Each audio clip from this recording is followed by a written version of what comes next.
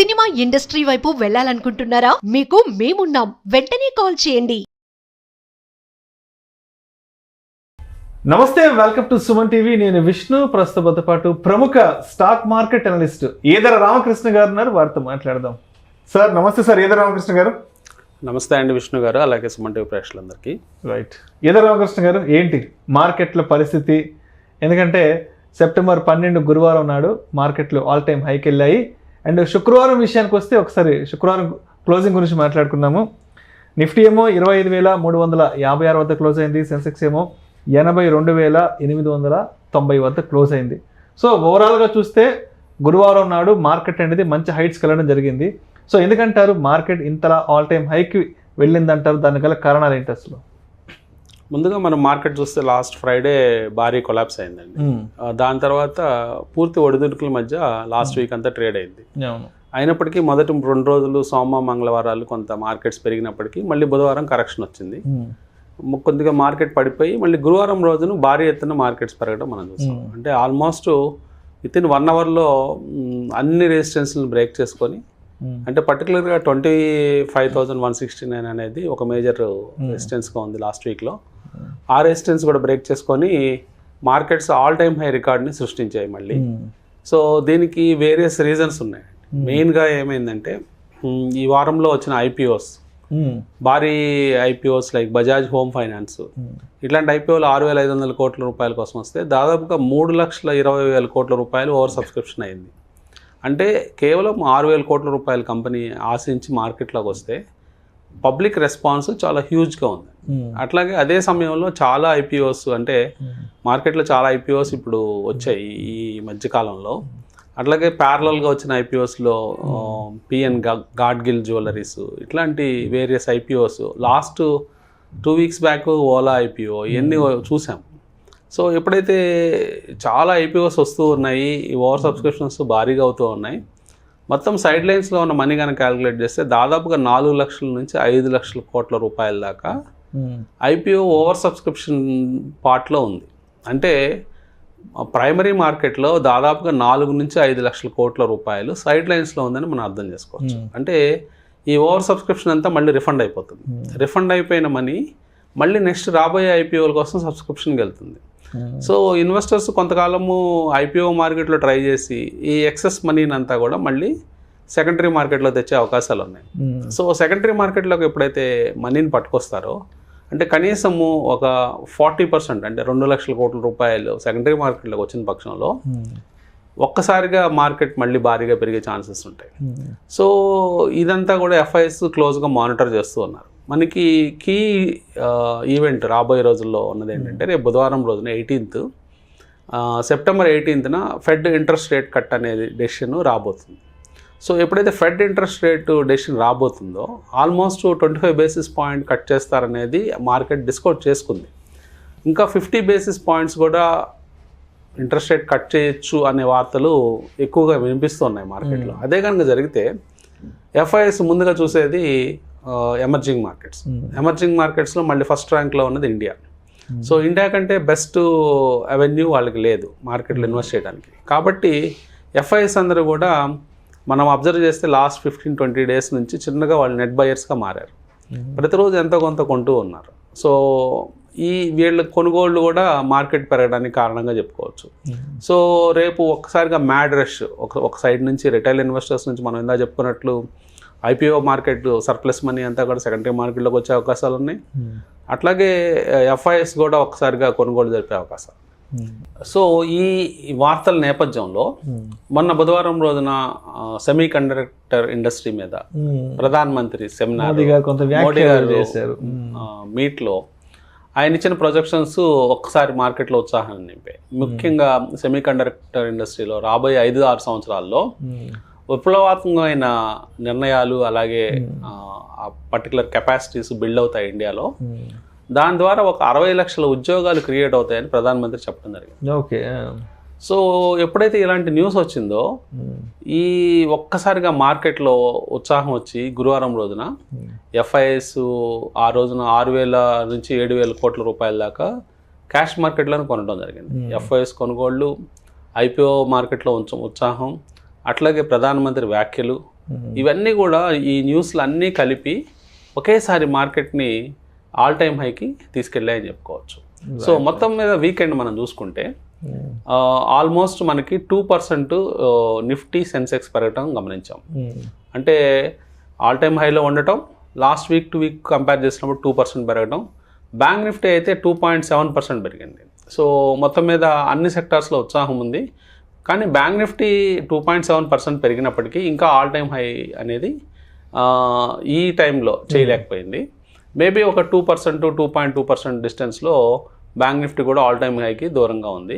So అది కూడా రాబోయే వారాల్లో ఫిల్ చేసే అవకాశాలు ఉన్నాయి. సో ఓవరాల్గా మార్కెట్లో ఒక ఉత్సాహభరితమైన వాతావరణంలో ఇన్వెస్టర్స్ నుంచి అసాధారణమైన స్పందన ఇవన్నీ ఉన్నాయని మనం చెప్పుకోవచ్చు. రైట్. అండ్ అదేవిధంగా ఈవీ సెక్టార్కి సంబంధించిన వార్తలు కూడా చాలా పెద్ద ఎత్తున వస్తున్నాయి. ఆల్మోస్ట్ ఈవీ సెక్టార్కి 10,900 కోట్ల రూపాయల ఆర్డర్ అంటూ కూడా కొన్ని వార్తలు రావడం జరిగింది. దీని గురించి కొన్ని డీటెయిల్గా చెప్పగలరు? ఎలక్ట్రికల్ వెహికల్స్కి గతంలో ఫేమ్ 1 ఫేమ్ 2 అనే స్కీమ్స్ ఉండేయండి. ఆ స్కీమ్స్ ద్వారా సబ్సిడీస్ ఇస్తూ ఉండేవాళ్ళు. సో అవి ఎండ్ అయిపోయిన తర్వాత సబ్సిడీస్ ఆపేస్తారనే భయాలు మార్కెట్లో ఉన్నాయి. సో సబ్సిడీస్ ఆపేసిన పక్షంలో ఎలక్ట్రికల్ వెహికల్స్ మీద ఎలాంటి ఉత్సాహం వినియోగదారులు చూపిస్తారనేది కొంచెం ప్రశ్నార్థకంగా ఉంది. అలాంటి సమయంలో ఆ స్కీమ్స్ని కంటిన్యూ చేస్తూ దాదాపుగా 10,900 కోట్లు ఈ సంవత్సరానికి అలాట్ చేయడం జరిగింది. సో దాని ద్వారా ఏమవుతుంది, మళ్ళీ ఎలక్ట్రికల్ వెహికల్స్కి భారీ పుష్ అనేది ఉండే అవకాశం ఉంది. ముఖ్యంగా ఎలక్ట్రికల్ వెహికల్స్లో 4 వీలర్స్లో పెనిట్రేషన్ తక్కువగా ఉన్నప్పటికీ, కేవలం 6% పెనిట్రేషన్ ఇప్పుడు ఉన్నప్పటికీ 2 వీలర్స్లో పెనిట్రేషన్ కొంచెం స్పీడ్గా ఉంది. అంటే 2 వీలర్లో ఎలక్ట్రిక్ వెహికల్ అనేది కొంచెం కన్వీనియన్స్ ఎక్కువ. ఎందుకంటే అది ఇచ్చే కిలోమీటర్స్, అంటే ఒక బ్యాటరీ ఇచ్చే కిలోమీటర్స్ అనేది సౌకర్యవంతంగా ఉంటుంది సిటీలో. ఎందుకంటే చిన్న చిన్న పనులు చూసుకొని మళ్ళీ ఇంటికి వచ్చి ఛార్జింగ్ పెట్టుకోవడానికి అవకాశంగా ఉంటుంది. కాబట్టి 2 వీలర్స్ ఎలక్ట్రికల్ వెహికల్స్ అనేవి భారీ ఎత్తున ఫ్యూచర్లో కొనుగోలు జరిగే అవకాశం ఉంది వినియోగదారుల నుంచి. ముఖ్యంగా ఆ సెగ్మెంట్లో రీసెంట్గా వచ్చిన ఓలా భారీగా నెంబర్స్ని పెంచుకుంటూ ఉంది. సో అలాగే గవర్నమెంట్ ఇచ్చిన రీసెంట్ రిఫార్మ్స్లో మనం చూస్తే మినిమం సపోర్ట్ ప్రైసెస్ పెంచడం, అట్లాగే గ్రామీణ అభివృద్ధి కోసం చాలా ప్రయోగాలు చేయడం, ఇవన్నీ కూడా 2 వీలర్స్ అంటే ఇండియా కన్జంప్షన్ అనేది, అంటే 2 వీలరు అట్లాంటి వెహికల్స్ ఎక్కువగా సేల్స్ అవ్వటానికి, అంటే రూరల్ కన్జంప్షన్ పెరుగుతుంది కాబట్టి సో 2 వీలర్స్ మీద చాలా ఫోకస్ ఉండే అవకాశం ఉంది. అదేగాక ఇప్పుడు ఇచ్చిన ఈ సబ్సిడీస్ 10,900 crores కూడా అవి భారీ ఎత్తున ఇంకా సేల్స్ 2 వీలర్స్లో, ఎలక్ట్రికల్ 2 వీలర్స్లో పెరగడానికి అవకాశం ఉంది. కాబట్టి ఓవరాల్గా 2 వీలర్ ఎన్విరాన్మెంట్లో, అంటే 2 వీలర్ సెగ్మెంట్లో ఎలక్ట్రికల్ వెహికల్ షేర్ అనేది భారీగా పెరిగే ఛాన్సెస్ ఉన్నాయి. కాబట్టి ఇక్కడి నుంచి మనము 2 వీలర్స్లో మనం ఈ మధ్య రీసెంట్గా చూసినట్లయితే బజాజ్ ఆటో భారీగా పెరగడం చూసాం. మెయిన్గా 3 వీలర్లో, అంటే 3 వీలర్లో కూడా మంచి క్వాలిటీ ఎలక్ట్రికల్ వెహికల్స్ చేస్తామని వాళ్ళు ఇవ్వటము, రీసెంట్గా ఇంకా ఆల్టర్నేటివ్ ఫ్యూయల్ సిఎన్జి ద్వారా బైక్స్ రిలీజ్ చేయటం, ఇవన్నీ కూడా బజాజ్ ఆటో షేర్ని ఆల్మోస్ట్ 5 digits దాటించి 11,000 దగ్గరికి తీసుకెళ్తుంది. సో అలాగే ఇంకా మెయిన్గా హీరో మోటార్స్, తర్వాత టీవీఎస్, వీళ్ళందరూ కూడా ఎలక్ట్రికల్ సెగ్మెంట్లో రాణిస్తున్నారు. సో ఫ్యూచర్లో భారీగా ఎలక్ట్రికల్ వెహికల్స్లో, ఈవెన్ మన కార్ సెగ్మెంట్లో కొంత స్లోగా ఉన్నప్పటికీ 2 వీలర్స్ మాత్రం భారీగా రాణించే అవకాశాలు ఉన్నాయి. ఈ సెగ్మెంట్ని ఇన్వెస్టర్స్ వాళ్ళ పోర్ట్ఫోలియోలో చేసుకోమని. అయితే ఈ సంవత్సరం అంతా కూడా ఐపీఓల హవా బాగా నడుస్తుంది. ఏ నెలకు ఆ నెల పెద్ద ఎత్తున ఐపీఓలు మార్కెట్లోకి రావడం, లిస్టింగ్ అవడం జరుగుతుంది. కాబట్టి అండ్ నెక్స్ట్ అప్కమింగ్ ఐపీఓస్ ఏమున్నాయంటారు మంచి మార్కెట్ వాల్యూ ఉన్నవి అసలు? అంటే మార్కెట్లో అప్కమింగ్ ఐపీఓస్ అంటే పెద్ద సైజులో చూస్తే మనము ఎన్ఎస్సి ఇండియా ఒకటి ఉందండి, నేషనల్ స్టాక్ ఎక్స్చేంజ్. దాదాపుగా 8,000 కోట్ల రూపాయల ప్రాఫిట్స్తో ఆ కంపెనీ కార్పొరేషన్ నడుస్తూ ఉంది. ఎన్ఎస్సి అంటే దాని సర్వీసెస్ ఆల్మోస్ట్ స్టాక్ మార్కెట్లో ఉన్న వాళ్ళందరూ వినియోగించుకుంటారు. సో మనం ప్రతిరోజు ట్రేడింగ్ ఇన్వెస్ట్ చేసిన త్రూ ఎన్ఎస్సి ద్వారానే మెజారిటీ, అంటే 80% ఆఫ్ ద ట్రాన్సాక్షన్స్ ఎన్ఎస్సి ద్వారా అవుతాయి. అట్లాంటి మేజర్ కంపెనీ ఒక ఐపీఓ క్యూలో ఉందండి. అట్లాగే త్వరలో మనం ఎక్స్పెక్ట్ చేసే ఐపీఓస్లో హెచ్డిఎఫ్సి నుంచి హెచ్డిఎఫ్సి సెక్యూరిటీస్ లిమిటెడ్ అనేది ఒక ఐపీఓ.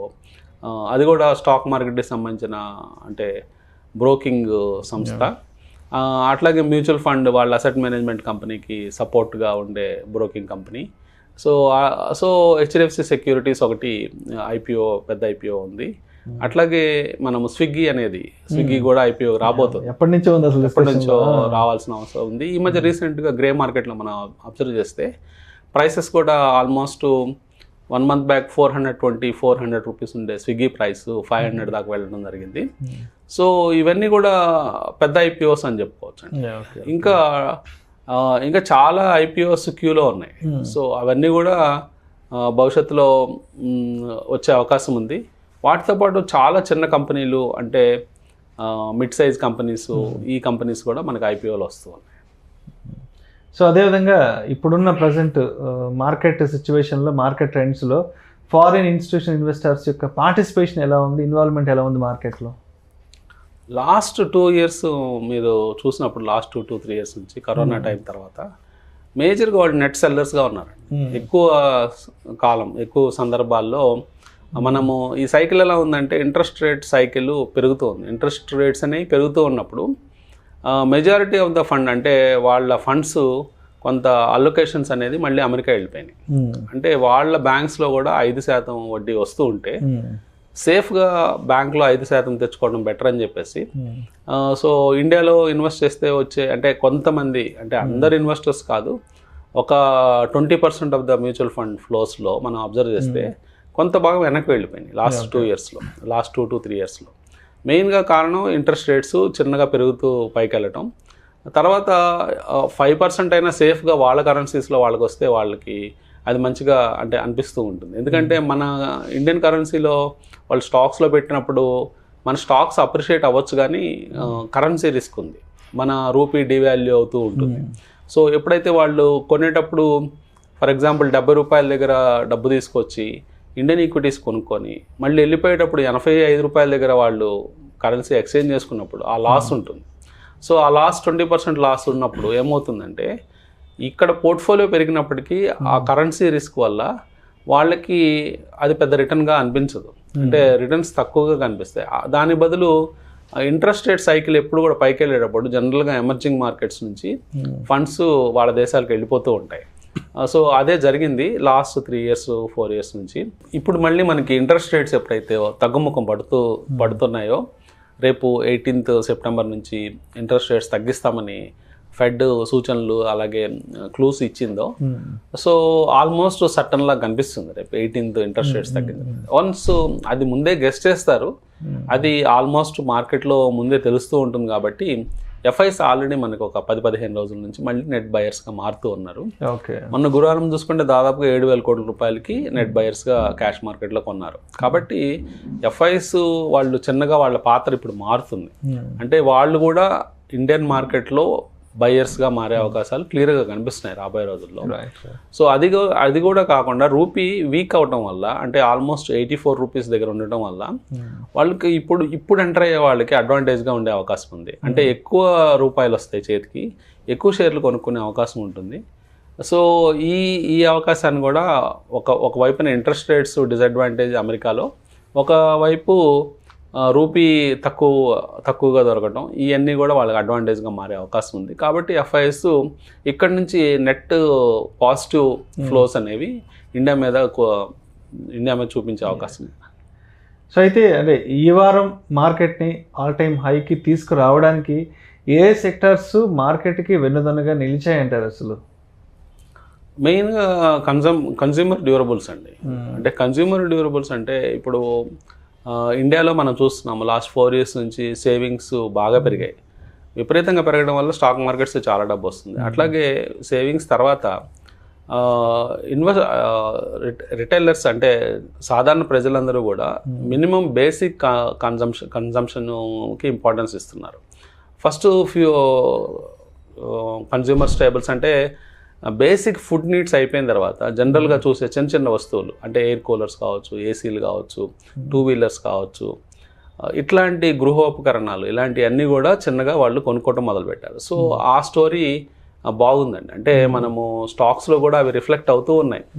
మనము చూస్తే చాలా స్టాక్స్, డిక్సన్ లాంటి స్టాక్స్, వోల్టాస్లు, హ్యావెల్స్, ఇలా కన్జ్యూమర్ డ్యూరబుల్స్ అనేవి చాలా భారీ ఎత్తున స్టాక్స్ పెరుగుతున్నాయి, 2 వీలర్స్ కంపెనీస్ పెరుగుతున్నాయి, ఇందా మనం చెప్పుకున్నాము. ఇవన్నీ చూసినప్పుడు సో ఇండెక్స్లో కూడా అదే రిఫ్లెక్ట్ అవుతూ ఉంటుందండి. సో మెయిన్గా ఎఫ్ఎంసీజీ, కన్జంప్షన్ స్టోరీలో కన్జ్యూమర్ డ్యూరబుల్స్, తర్వాత మెయిన్గా లాస్ట్ 2 months నుంచి భారీగా ర్యాలీస్ చేసిన సెక్టార్స్లో ఐటీ ఒకటి, అట్లాగే ఫార్మా, హెల్త్ కేరు, ఈ 2 సెక్టార్స్ ఇవన్నీ కూడా భారీగా పెరిగినాయి. కానీ ఈ వారం పర్టికులర్గా కొన్ని అంటే under performing sectors like metals rally చేయడం మొదలుపెట్టాయి. సో మళ్ళీ నెక్స్ట్ వీక్ మేబీ సిమెంట్ సెక్టార్లో కూడా ర్యాలీస్ చూసే అవకాశం ఉంది. సో చిన్నగా మెటల్స్, సిమెంట్ ఇవన్నీ కూడా ఈ సెక్టార్స్ అన్నీ కూడా ర్యాలీస్ చేస్తూ ఉన్నాయి. అట్లాగే ఇప్పుడు ఆల్ టైమ్ హైలో ఉన్నప్పుడు ఆల్మోస్ట్ ఒక సెక్యులర్ బుల్ రన్ లాంటి సినారియో కనిపిస్తూ ఉంది. అందువల్ల లాస్ట్ 1 year బాగా లెగార్డ్స్గా ఉన్న మీడియా సెక్టార్ లాంటివి కూడా అవి కూడా ఈ వారం భారీగా పెరగడం మనం చూసాం. సో ఓవరాల్గా పిక్చర్ అంటే ఓవరాల్గా ఆ స్ప్రెడ్ అనేది అన్నిటికీ స్ప్రెడ్ అవుతూ ఉంది, ఆ బుల్లిష్నెస్ అనేది. సో మరి మండే నుంచి అంటే September 16th మండే నుంచి మార్కెట్లు ఏ విధంగా ఉండబోతున్నాయి, అండ్ ఇన్వెస్టర్స్ అనేవాళ్ళు మండేకి ఏ విధంగా సిద్ధంగా ఉండాలంటారు? మేబీ మండే టు వెడ్నెస్డే కొంచెం మార్కెట్స్ కన్సాలిడేషన్ అయ్యే అవకాశం ఉందండి. ఓకే, ఎందుకంటే 18th fed interest rate decision ఉంది కాబట్టి ఆ డెసిషన్ తర్వాత అంటే డెసిషన్ సర్టన్ అయినప్పటికీ అది అఫిషియల్గా అనౌన్స్ అయినప్పుడే సర్టన్ అవుతుంది కాబట్టి ఆ డెసిషన్ వచ్చిన తర్వాత నుంచి మార్కెట్స్ మళ్ళీ రియాక్షన్ అనేది ఒకటి చూస్తాము. పర్టికులర్గా ఇంట్రెస్ట్ రేట్స్ 50 basis points కనుక కట్ చేసిన పక్షంలో ఈ ఎమర్జింగ్ మార్కెట్స్లో భారీ బుల్ రన్ అనేది మనం చూసే అవకాశం ఉంది. సో కాబట్టి నేను అనుకోవటం బాగుంటుందని ఎక్స్పెక్ట్ చేస్తున్నాను. 18th తర్వాత 18th దాకా అంటే బుధవారం దాకా కొంత consolidation. Thank you so much Eedara Ramakrishna గారు. Thank you. మన ప్రేక్షకులకు మార్కెట్ వీకెండ్ రివ్యూ గురించి మీ స్టైల్లో మంచి అనాలిసిస్ ఇచ్చారు. Thank you so much sir. Thank you.